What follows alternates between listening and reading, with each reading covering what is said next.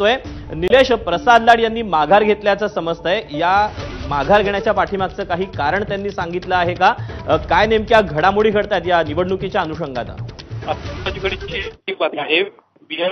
प्रसाद लाड या दोन्ही पदासाठी बसलेले अर्ज जे आहेत ते आता माघार घेतलेले आहेत की प्रसाद लाड यांना आता या ठिकाणी अध्यक्ष उपाध्यक्षपदाचा अर्ज माघारी घेतलाय आणि अजिंक्य यांची भेट घेऊन त्यांना शुभेच्छा देखील दिल्या आपल्याला दिसते। हे एबीपी मला आपण एक्सक्लुझिव्ह निलेश, तुझा आवाज नीट पोहोचत नाही। आपण प्रेक्षकांना ही महत्त्वाची बातमी सांगूयात। एमसीए निवडणुकीतून प्रसाद लाड यांनी माघार घेतलेली आहे। दरम्यान जी दृश्य हाती आलेली आहे त्यामध्ये अजिंक्य नाईक आणि प्रसाद लाड या दोघांची भेट देखील झालेली आहे। या दोघांच्या भेटीमध्ये काय नेमकी चर्चा झाली याचा तपशील अद्याप तरी हाती आलेला नसला तरी मात्र एमसीए निवडणूक जी आहे ती उद्या पार पडते आहे, परवा पार पडणार आणि याच अनुषंगानं काही घडामोडी या पडद्याच्या आड देखील घडत आहेत।